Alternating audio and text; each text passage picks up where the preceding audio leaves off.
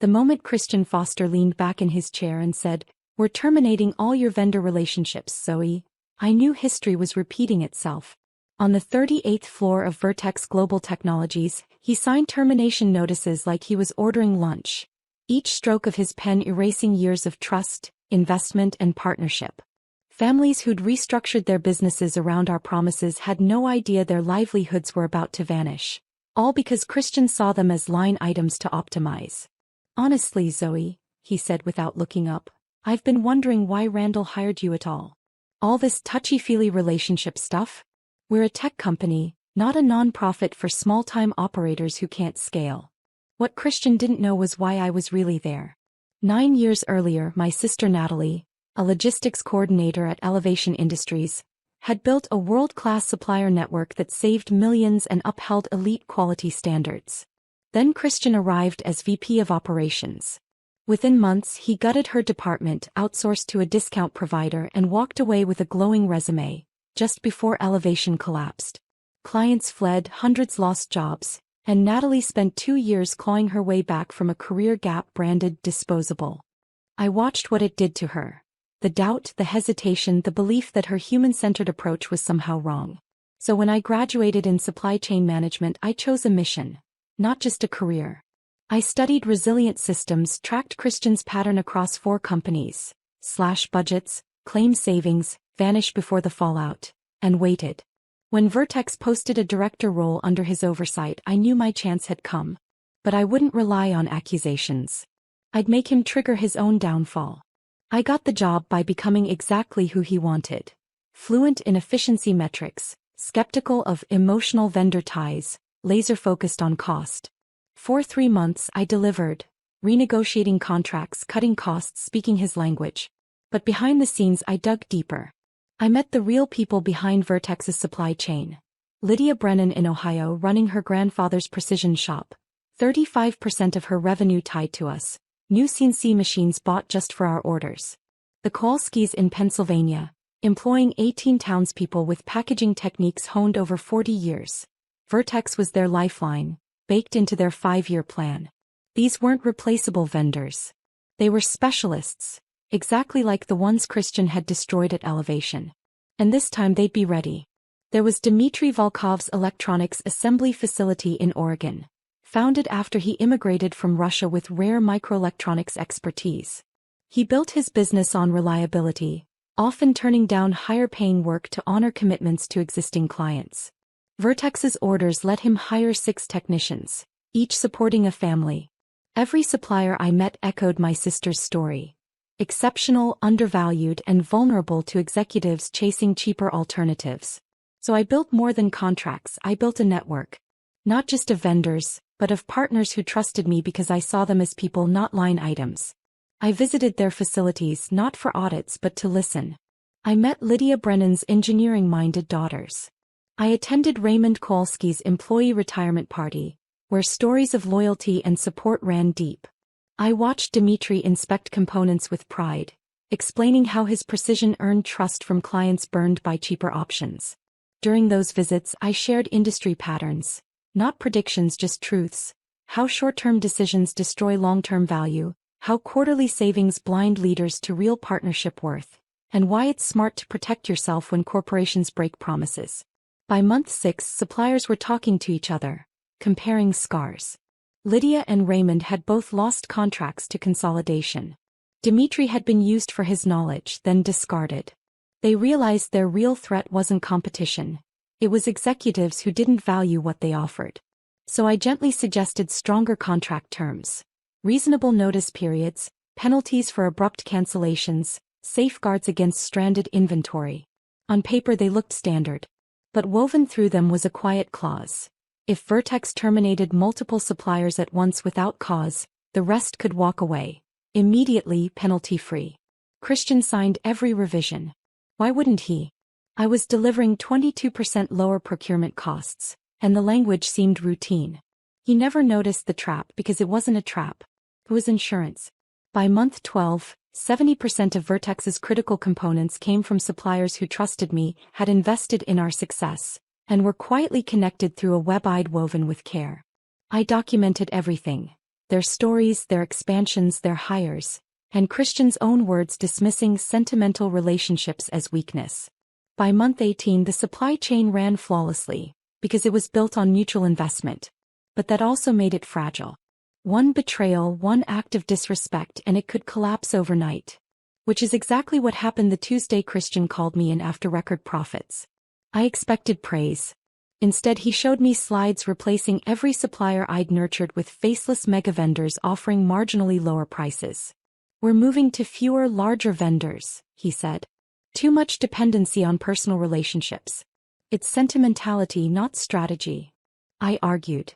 Defect rates were down 18%, on-time delivery at 99.7%, costs lower than ever. You've squeezed them dry, he replied. Now we scale with real partners. Ones who can handle 10 times our volume. He handed me termination notices. 2 weeks' notice for everyone. Lydia bought new machines for us, I said, voice tight. The Kolskis hired staff. You can't just. Actually, he cut in, I can. Actually, I can, Christian replied, his tone hardening slightly. I've reviewed the contracts, Zoe. The termination clauses allow for notice periods as short as 14 days under operational restructuring provisions. These suppliers are business entities. They understand that commercial relationships change. If they've overinvested based on assumptions rather than guaranteed long-term contracts, that's a business risk they chose to take. I stared at him, seeing in that moment exactly what my sister must have seen 9 years ago at Elevation Industries.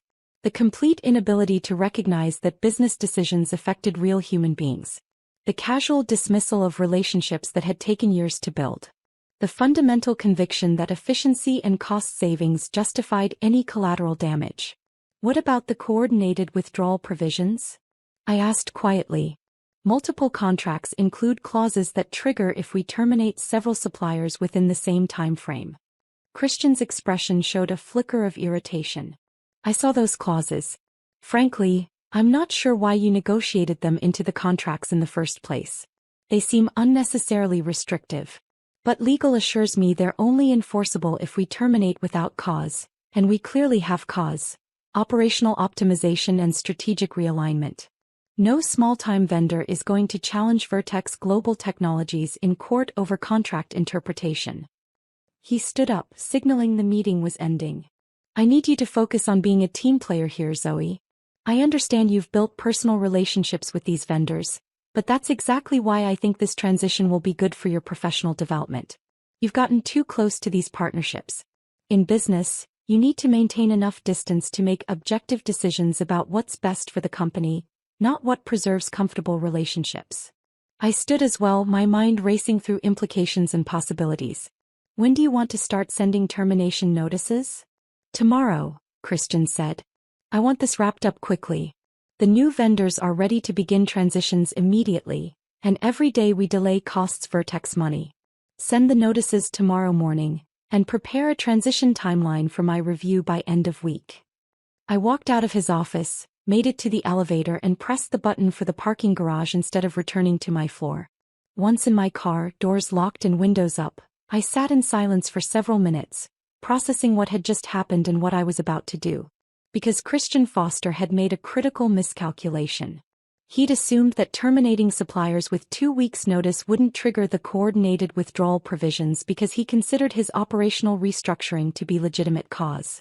But those contracts had been written with very specific language, negotiated carefully over months, and reviewed by suppliers' attorneys who understood exactly what protections they were getting.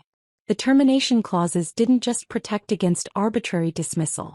They protected against exactly what Christian was doing. Eliminating multiple suppliers simultaneously as part of strategic realignment, without regard for the investments those suppliers had made based on reasonable expectations of continued partnership. Christian had reviewed the contracts but hadn't really understood them. He'd seen legal language and assumed it was standard boilerplate. He'd never considered that every single supplier I'd worked with had their own legal counsel, that we'd negotiated these terms together, that the coordinated protection provisions were designed specifically to prevent what he was about to do. I pulled out my phone and opened a group message thread I'd created 6 months earlier. It included direct numbers for every major supplier I'd partnered with at Vertex. along with their legal representatives. I'd set up this communication channel under the guise of improving coordination for order scheduling and quality updates, but its real purpose was always this: ensuring that if Christian or someone like him tried to destroy what we'd built, everyone would know immediately and could respond together. The message I typed was simple and factual. Major changes pending at Vertex. Official notices will arrive tomorrow, but I wanted to give you advance warning. Recommendation: review coordinated protection provisions in your contracts and consult with your legal counsel immediately. This affects multiple partners simultaneously. More details tomorrow after official communications are sent. I hit send and watched as red receipts started appearing within minutes. Lydia Brennan responded first. Understood. Calling my attorney now. Then Raymond Kowalski. Thank you for the heads up. Standing by. Then Dmitry Volkov. We're prepared. Let me know what you need. By the time I drove home that evening, every supplier had acknowledged the message, and several had already connected with each other to compare notes. The network I'd spent 18 months building wasn't just about business relationships. It was about mutual protection, shared information, and the collective power of people who'd learned to watch out for each other. That night I prepared 2 documents.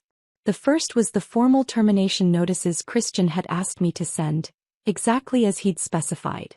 The second was a comprehensive briefing for every supplier, explaining Christian's reasoning, his timeline, and most importantly, reminding them of their contractual rights under the coordinated protection provisions. I didn't tell them what to do. I didn't have to. These were smart business owners who'd survived decades in competitive industries. They knew how to read contracts, how to calculate risks, and how to recognize when someone was treating them as disposable. All I had to do was make sure they had accurate information and understood their options. Wednesday morning, I sent the official termination notices exactly as Christian had instructed.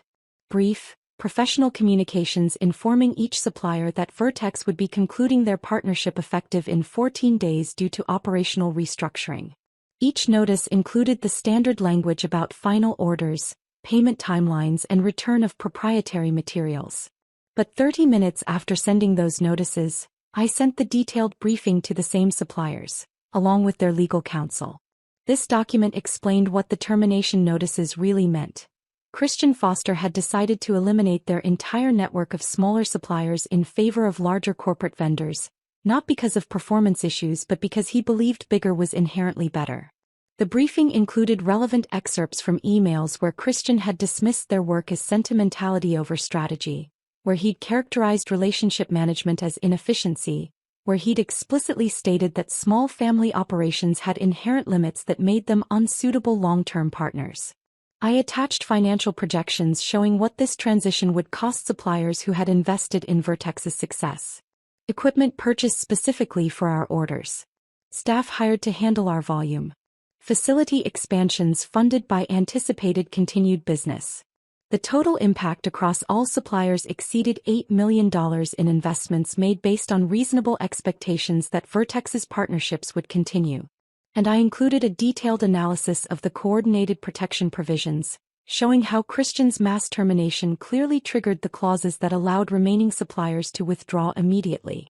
If Vertex terminated more than 5 suppliers within a 30-day period as part of strategic restructuring, any remaining supplier could invoke immediate withdrawal rights without penalty, leaving Vertex responsible for covering costs for specialized inventory, work in progress, and transitional disruption. The briefing concluded with a simple observation.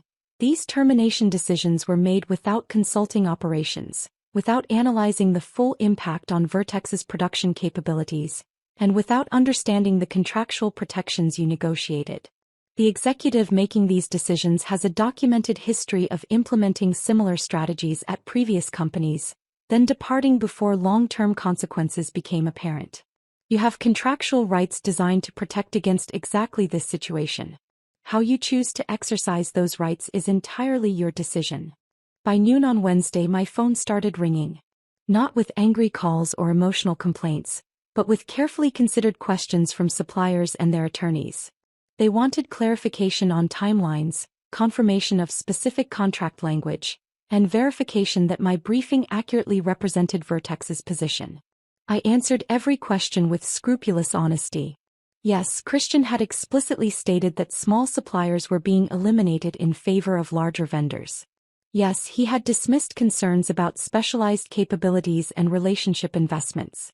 Yes, he believed the termination clauses wouldn't be enforced because he considered operational restructuring to be legitimate cause. No, he had not consulted with Vertex's operations team about production impacts. No, he had not done financial analysis of supplier investments that would be lost. By end of day Wednesday, attorneys representing 17 different suppliers had filed formal notices with Vertex's legal department, invoking their coordinated protection rights and announcing immediate withdrawal from all contracts. They cited specific provisions that Christian had dismissed as unenforceable, backed by legal opinions from 3 different law firms specializing in commercial contracts. Christian's response came Thursday morning in the form of a company-wide email announcing temporary production adjustments due to supply chain transitions. The tone was reassuring, explaining that Vertex was upgrading to more capable vendors and that any short-term disruption would be worth the long-term improvements in efficiency and scale. But behind the scenes, absolute chaos was unfolding. Operations managers were discovering that 70% of their critical components were suddenly unavailable. The precision parts from Lydia Brennan that kept their flagship product line running. The specialized packaging from the Kowalski family that met specific environmental and safety requirements. The microelectronics from Dmitry Volkov that literally couldn't be sourced anywhere else at comparable quality. The new vendors Christian had lined up were perfectly capable of providing generic components at competitive prices. But Vertex didn't use generic components. Their products were built around specialized parts with tight tolerances, unique specifications and quality standards that had been developed over years of collaboration with suppliers who understood exactly what Vertex needed. I watched from my desk as production supervisors held emergency meetings, trying to understand how their supply chain had evaporated overnight. As quality control managers reviewed specifications from the new vendors and realized nothing matched their requirements.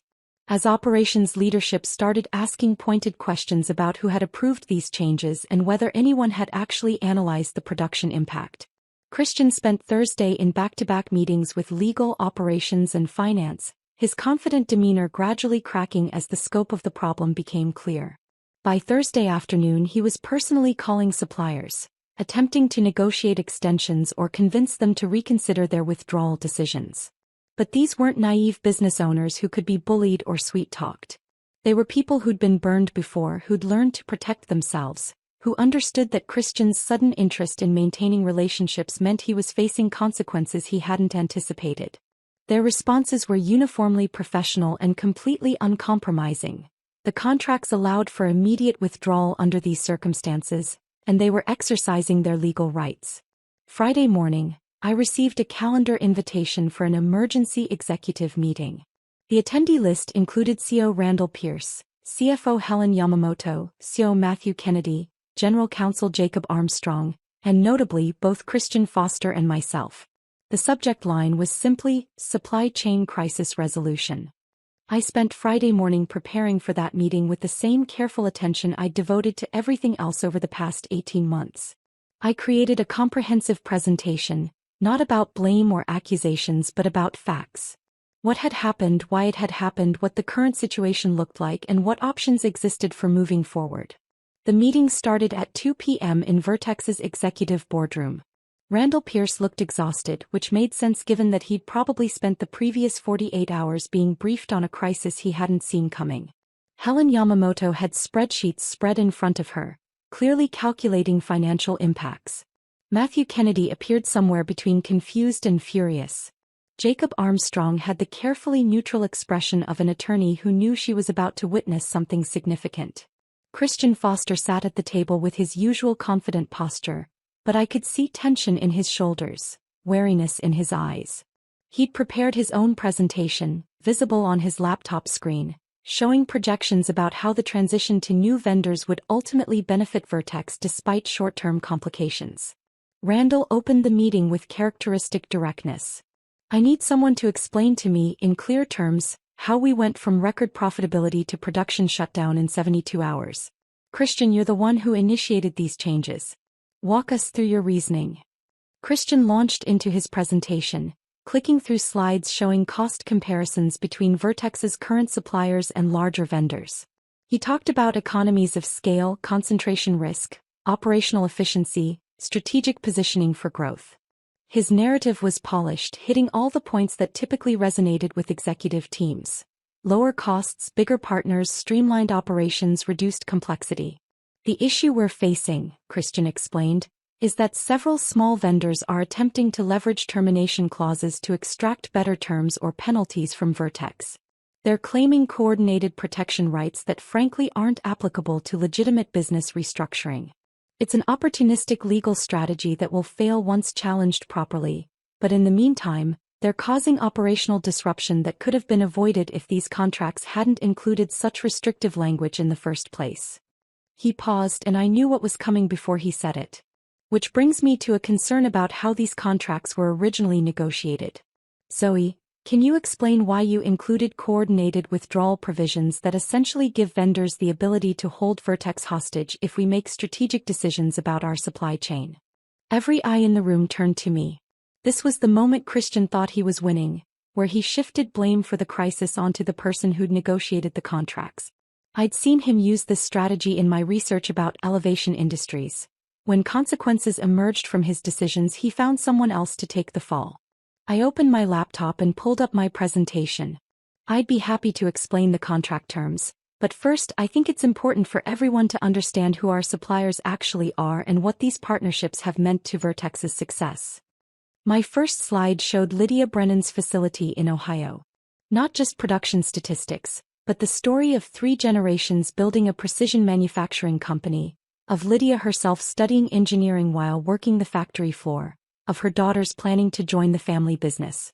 I explained how Lydia had invested $340,000 in new CNC machines specifically to meet Vertex's expanding specifications, how she'd hired 4 additional engineers to focus exclusively on our products, how her precision tolerances were 15% tighter than anything larger manufacturers could consistently achieve. The second slide introduced the Kowalski family operation. Raymond's 40 years of developing specialized packaging techniques, the 18 employees from their small Pennsylvania town, most supporting families on those jobs. I showed photos of their facility expansion, funded by projections based on Vertex's contracts, and explained how their packaging materials met environmental standards that generic alternatives couldn't match. The investment they'd made based on our partnership, $180,000 in facility improvements and equipment. The third slide covered Dmitry Volkov's microelectronics assembly facility. His background developing expertise in Russia that American companies desperately needed, his reputation for reliability that made him turn down higher-paying contracts to ensure perfect quality for existing clients. I displayed his quality metrics, 99.97% defect-free delivery over 18 months, and explained that the components he produced for Vertex literally weren't available from any other source at comparable quality. His investment in our partnership, 6 new highly skilled technicians, $215,000 in specialized testing equipment. Slide after slide I showed the executive team who these suppliers were. Not abstract vendors on a spreadsheet, but specific human beings who had bet their businesses on Vertex's reliability. I provided exact figures on their investments, testimonials about their capabilities, documentation of their exceptional performance. These aren't small-time operators who can't scale, I said, watching Randall and the other executives absorb information they'd never seen before. They're specialists who chose to remain focused rather than expanding into areas where they couldn't maintain the same quality standards. And they're not holding Vertex hostage. They're exercising contractual rights that exist specifically to protect against exactly what's happening right now. I clicked to a new section of my presentation. The coordinated protection provisions were negotiated at the supplier's request, reviewed by their attorneys, and designed to address a specific risk they'd all experienced at previous companies. The risk that a new executive would decide to eliminate multiple suppliers simultaneously without proper analysis, leaving them holding expensive specialized inventory and equipment that couldn't be repurposed. I pulled up contract language showing the specific provisions Christian had dismissed. These clauses state that if Vertex terminates more than 5 suppliers within a 30-day period as part of operational restructuring, remaining suppliers have the right to immediate withdrawal without penalty. That right exists because suppliers made significant investments based on reasonable expectations of continued partnership. And mass terminations of that scale suggest fundamental changes in company strategy that they shouldn't be forced to absorb the cost of. The language is very clear about what triggers these protections, Jacob Armstrong said, studying the contract terms on the screen. And Christian's termination notices appear to meet every criterion. Multiple suppliers, operational restructuring as stated reason, all within a compressed time frame. Christian's face had gone slightly pale. But I terminated for legitimate business reasons. These clauses shouldn't apply when we're making valid strategic decisions. That's not how contract law works, Jacob replied. The protections don't distinguish between strategic decisions you consider legitimate and those you don't. They protect suppliers against any mass termination during operational restructuring, which is exactly what your notices described. I advanced to the next section of my presentation. There's something else the executive team should understand about these supplier relationships. I didn't build them in isolation. I built them as a network specifically because that creates resilience and shared knowledge. I showed communication records, carefully redacted to protect privileged information but clearly demonstrating how suppliers had been sharing information, comparing experiences and watching out for each other. When word spread that Vertex was considering major supply chain changes, these suppliers started comparing notes. They discovered they were all receiving similar termination notices, all being eliminated as part of the same restructuring, all losing investments they'd made based on Vertex's commitments. And they all had attorneys review the coordinated protection provisions, Matthew Kennedy said slowly, understanding dawning on his face. So when the termination notices arrived, they were prepared to respond collectively. Exactly, I confirmed. These aren't unsophisticated business owners being manipulated by opportunistic lawyers. They're experienced professionals who learned from previous situations where companies made promises then abandoned them. The coordinated protection provisions exist because they've been hurt before by exactly this kind of strategic restructuring. Randall had been silent for several minutes, studying my presentation with intense focus. Now he looked up, his expression unreadable. Zoe, help me understand something. You built these supplier relationships. You negotiated these contracts with the protection provisions. You created this network where suppliers share information and coordinate responses. Did you anticipate something like this might happen? This was the dangerous question, the one where I could be accused of setting up Christian deliberately or creating a situation designed to fail. I chose my words carefully. Mr. Pierce, I've worked in supply chain management for 7 years across multiple companies. I've seen what happens when executives make decisions about suppliers without understanding the human and operational realities behind those relationships. I've watched companies destroy valuable partnerships because someone decided that bigger vendors or lower costs were automatically better, without analyzing what made existing relationships valuable. I paused, making sure everyone was following. I negotiated protection provisions because suppliers requested them based on their past experiences. I built a network of communication because that's how you create resilient supply chains. Partners who trust each other and share information work better together. Did I anticipate that someone might try to eliminate multiple suppliers simultaneously? Yes, because I've seen it happen before and I knew these protections needed to exist. I looked directly at Randall. What I didn't anticipate was that anyone would do it without consulting operations first, without analyzing production impacts, without understanding the contractual consequences. Those decisions weren't mine to make. Christian finally found his voice. This is absurd. Zoe is essentially admitting she structured these contracts to prevent Vertex from making strategic changes to our supply chain. That's not protecting the company, that's protecting suppliers at our expense. Actually, Helen Yamamoto interjected, her spreadsheets now covered in calculations. Based on the financial analysis I've been running during this meeting, these contracts have saved Vertex approximately $6.8 million over 18 months compared to what we were paying before Zoe restructured our supply chain. The suppliers she partnered with were delivering exceptional value at rates 22% below market average for comparable quality. She looked at Christian with an expression that suggested she'd found something troubling in the numbers. What I'm struggling to understand is why we would terminate relationships that were performing well above industry standards. Your presentation shows cost savings from transitioning to larger vendors, But those projections assume comparable quality and delivery reliability, which the operations team is now saying doesn't exist. Matthew Kennedy pulled out his phone, scrolling through what appeared to be a long message thread. I've been getting reports from production supervisors all morning. The components Lydia Brennan provided, we can't get equivalent precision from any of the vendors Christian lined up. The Kowalski packaging materials have specific environmental certifications that generic alternatives don't meet. Dmitry Volkov's microelectronics were custom designed for our flagship products. We can't just swap in substitutes. So let me make sure I understand the situation, Randall said, his voice taking on an edge I'd never heard before. We had suppliers delivering exceptional quality at below-market rates, who had invested significantly in our partnership, who were meeting or exceeding all performance metrics. And we terminated all of them simultaneously, triggering contractual provisions that allowed remaining suppliers to withdraw immediately, leaving us unable to produce our core products. Is that an accurate summary? Christian straightened in his chair. With respect, Randall, you're looking at short-term disruption without seeing the long-term strategic benefit. Yes, there's a transition period, but once we're working with larger, more established vendors. Christian, Jacob Armstrong interrupted quietly, I need to inform you that 3 of the supplier's attorneys contacted me this morning about potential litigation.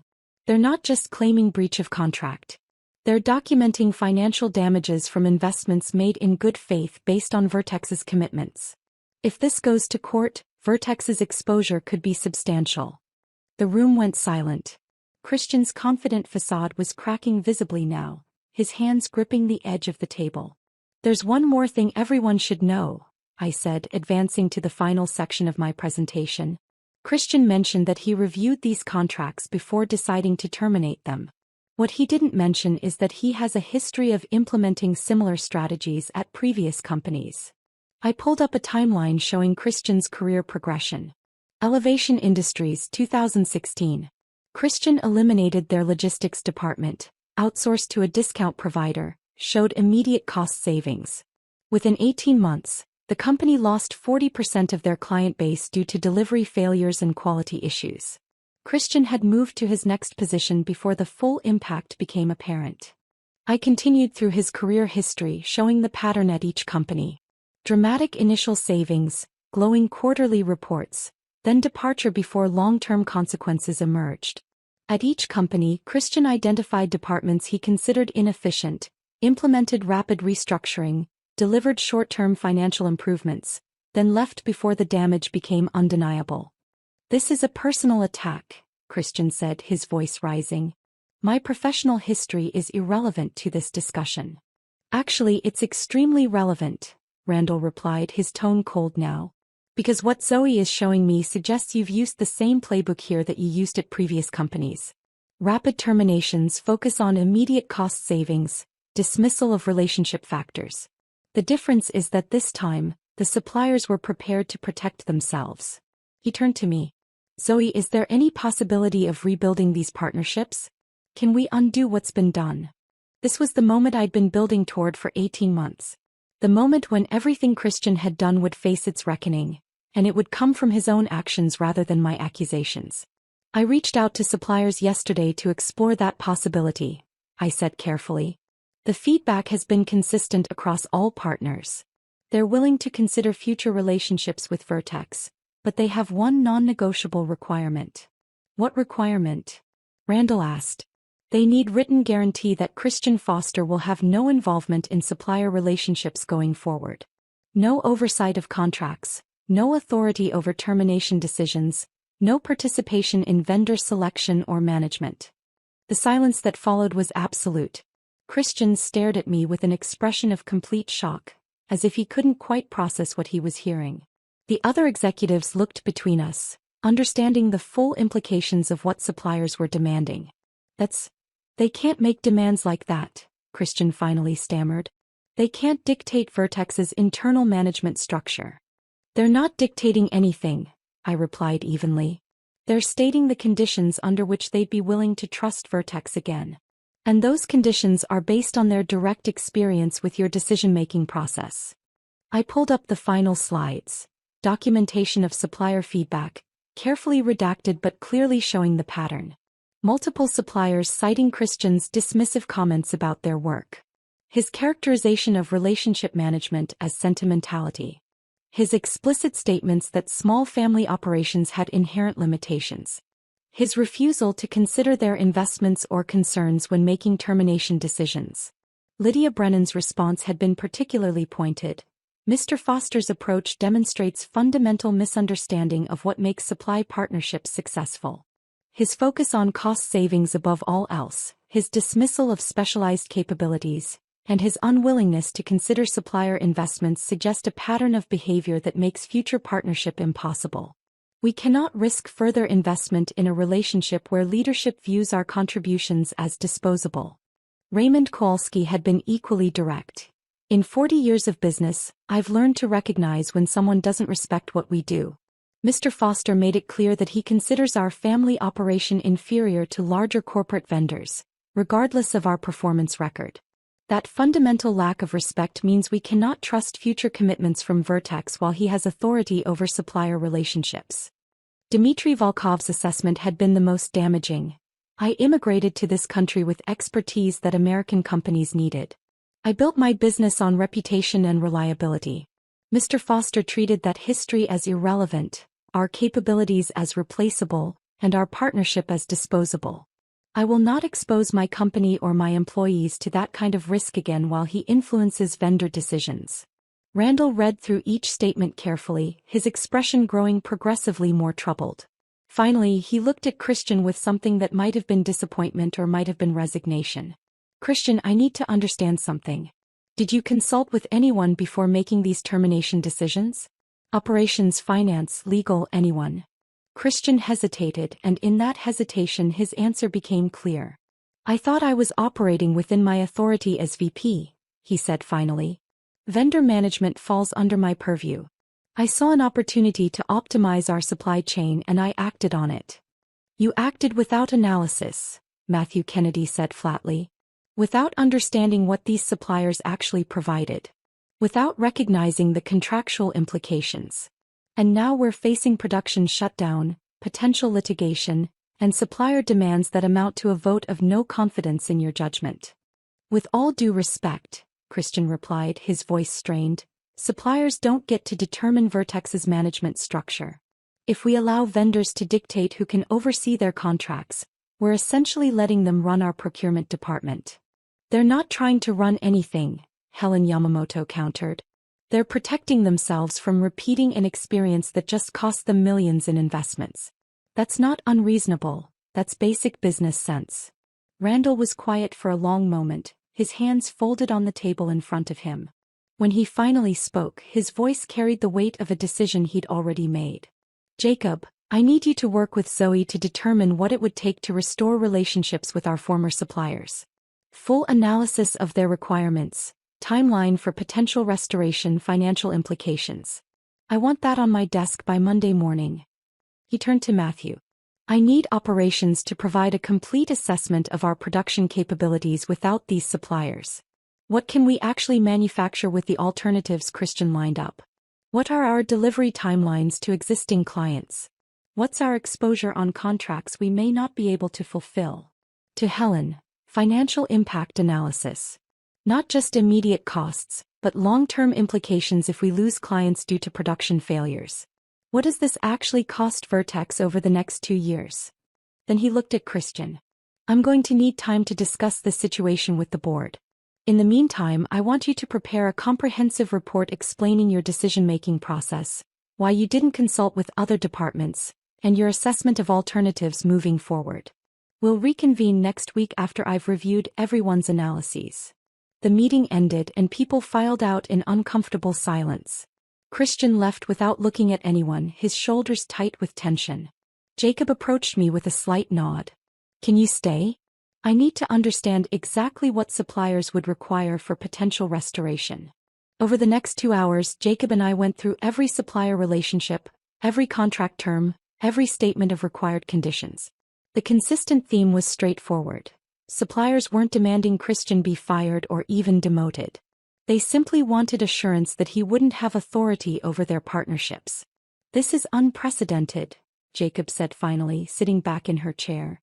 I've never seen suppliers collectively demand exclusion of a specific executive from oversight. It's also unprecedented for an executive to eliminate 70% of a company's supply chain in 72 hours without analysis or consultation, I replied. These suppliers have been burned before. They're not willing to be burned again. Jacob studied me carefully. Zoe, I need to ask you something directly and I need an honest answer. Did you set Christian up? Did you structure these contracts and relationships specifically to create this situation? I met her gaze without flinching. I structured contracts to protect suppliers from exactly what Christian did. I built relationships based on mutual respect and shared value. I created a network where partners could communicate and coordinate. All of that served Vertex's interests as long as we honored our commitments. Christian chose to break those commitments without understanding the consequences. I didn't set him up. I gave suppliers tools to protect themselves and he walked right into his own trap. Jacob nodded slowly. That's a distinction that matters legally. You didn't create the crisis. You created protections against a crisis and Christian triggered them. Over the weekend, Jacob and I worked with supplier attorneys to draft potential terms for restored partnerships. The requirements were remarkably straightforward. Written commitment that Christian Foster would have no authority over supplier contracts, vendor selection, termination decisions, or relationship management. A separate reporting structure where supplier relations reported directly to the CEO rather than through Christian's division. Enhanced protection provisions in future contracts. The financial terms suppliers proposed were generous. Most were willing to restore relationships at previous pricing despite the disruption, simply because they valued working with someone who respected their contributions. Several even offered to expedite delivery of critical components to help Vertex avoid client penalties, as long as protections were in place. Monday morning I delivered my report to Randall's office. Jacob had already provided the legal analysis. Matthew had submitted operations assessment showing that without our former suppliers, Vertex couldn't fulfill 60% of existing client contracts within required timelines. Helen's financial projections indicated potential losses exceeding $25 million if clients canceled due to delivery failures. Christian's report, when I saw it circulated later, was a masterpiece of deflection and blame shifting. He argued that the crisis was caused by overly restrictive contract terms he hadn't been informed about, that suppliers were being unreasonable in their demands, that the situation demonstrated exactly why Vertex needed to work with larger, more professional vendors who wouldn't make emotional decisions based on personal grievances. Tuesday afternoon, Randall called another executive meeting. This time, 3 board members attended via video conference, their presence indicating how seriously they took the situation. Randall opened with characteristic directness. I've reviewed all the reports, consulted with our board, and spoken with several major clients who are concerned about delivery timelines. I've also had conversations with 3 of our former suppliers who were willing to discuss their perspectives. Based on all of that, I've made several decisions about how we move forward. He looked at Christian first. Effective immediately, you're being reassigned from VP of Operations to a strategic advisory role focused on domestic expansion opportunities. You'll no longer have authority over supplier relationships, vendor selection, or supply chain management. This isn't a termination. Your experience has value in other areas, but you will not be involved in the vendor relationships you terminated. Christian's face went completely white. Randall, you can't be serious. You're letting suppliers dictate company management decisions. I'm protecting Vertex from further damage, Randall replied firmly. Your termination decisions created a crisis that threatens millions in revenue and years of client relationships. Whether or not suppliers had demanded your removal, this restructuring would be necessary based solely on the business impact of your choices. He turned to me. Zoe, you're being promoted to Senior Director of Global Supplier Relations, reporting directly to me. Your priority is rebuilding partnerships with former suppliers and ensuring we have the protections and communication structures necessary to prevent this situation from recurring. You'll also be working with Jacob to develop new procurement policies that require cross-departmental consultation before any major supply chain changes. I nodded, keeping my expression professionally neutral even as something triumphant surged in my chest. Randall continued addressing the room. This situation has revealed significant gaps in our decision-making processes. No single executive should have authority to eliminate critical supplier relationships without operational analysis, financial review, and legal consultation. We're implementing new governance structures to ensure that doesn't happen again. One of the board members on the video conference spoke up. Mr. Pierce, what's our timeline for restoring production capabilities? According to Zoe's assessment, if we meet supplier conditions and move quickly, we can restore most critical partnerships within 3 weeks. Full production capability should be back online within 6 weeks. It's faster than transitioning to new vendors would have been, and it preserves relationships that have genuine value to Vertex. Over the following weeks, I worked systematically through the process of rebuilding what Christian had tried to destroy. Conversations with Lydia Brennan about enhanced contract protections and Vertex's renewed commitment to their partnership. Negotiations with the Kowalski family about facility improvements Vertex would help fund to demonstrate long-term investment. Discussions with Dmitry Volkov about expanding capabilities for future product lines. Every supplier conversation included the same assurance. Christian Foster no longer had any authority over their relationships with Vertex. That guarantee, more than any financial terms or contractual provisions, was what made restoration possible. Christian lasted 3 months in his advisory role before resigning to take a position at a smaller company. According to people who kept in touch with him, he complained bitterly about being undermined by vindictive suppliers and overly cautious leadership. He apparently never understood that the crisis wasn't created by supplier demands or contract provisions. It was created by his own inability to recognize that business relationships involve human beings whose trust has value beyond quarterly cost savings. 6 months after the crisis, Vertex's supply chain was not only restored but stronger than before. Suppliers who had seen how seriously the company took their partnerships were more willing to invest in expanded capabilities. The network of communication I'd built became formalized as an advisory council where supplier representatives met quarterly with Vertex leadership to discuss challenges, opportunities, and market trends. Our production quality improved. Our costs remained competitive. Our relationships with suppliers became industry models for how to build resilient supply chains based on mutual respect and shared value. I eventually told Randall about my sister, about Elevation Industries, about why I'd been so careful to build protections into supplier contracts. He listened without judgment, then said something I hadn't expected. You could have just exposed what Christian did at Elevation. You could have brought that history to HR or to me directly. That would have been my word against his professional reputation, I replied. And it wouldn't have taught him anything. He needed to experience consequences from his own actions, not from someone else's accusations about the past. Randall considered that. What he did to your sister, that's why you wanted him to feel what it's like to have your work dismissed as worthless? Partly, I admitted. But more than that, I wanted to prove something.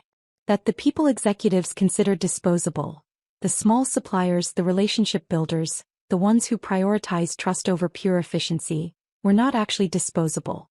We're essential. And when you treat us that way, eventually you discover you've destroyed something you can't afford to lose. If you followed this story all the way to the end, if you understand why some revenge has to be patient and strategic rather than quick and emotional, I want you to do something for me. Take a moment to like this video, subscribe to this channel, and share your thoughts in the comments about times when you've seen powerful people underestimate those they considered beneath them. Because there are Christian Fosters everywhere. In corporations, in institutions, in systems that measure success only in immediate results without considering human costs. And there are people like my sister everywhere, doing essential work that gets dismissed as inefficiency when someone decides that relationships don't matter as much as quarterly savings. But here's what Christian Foster learned and what everyone like him eventually discovers. The people you consider disposable, we build things. We create networks, we establish trust, we develop capabilities that can't be replicated by finding cheaper alternatives. And when you destroy what we've built, sometimes you discover you've destroyed the foundation your own success was standing on. The suppliers Christian eliminated weren't just vendors on a spreadsheet. They were partners who had earned their relationships through years of exceptional work. When he dismissed them as sentimentality and emotional complexity, he revealed his fundamental misunderstanding of what makes businesses actually work. Not just numbers and efficiency metrics, but human beings who trust each other enough to invest in shared success. That's the lesson Christian Foster learned at Vertex Global Technologies. I just helped him learn it in a way he couldn't dismiss or forget or walk away from before the consequences caught up to him. And my sister? When I finally told her what had happened, she was quiet for a long moment. Then she said, "I hope he learned something. I hope he understands now that the people he destroyed at Elevation were real, that what he did had consequences for families and communities and lives beyond the quarterly reports he presented to boards." I think he did learn that. Maybe not in the way Natalie hoped. Christian wasn't suddenly going to become empathetic or recognize the human cost of his decisions. But he learned that actions have consequences, that the people you underestimate sometimes remember longer than you think they will, and that building a career on other people's broken dreams eventually means you'll face your own reckoning. That's not perfect justice. It's not redemption for everyone Christian hurt over his career. But it's something. It's proof that powerful people don't always get away with treating others as disposable. Sometimes, if you're patient enough and strategic enough and willing to build something better than what they're trying to destroy, you can make sure they face consequences for their choices. And that has to be enough.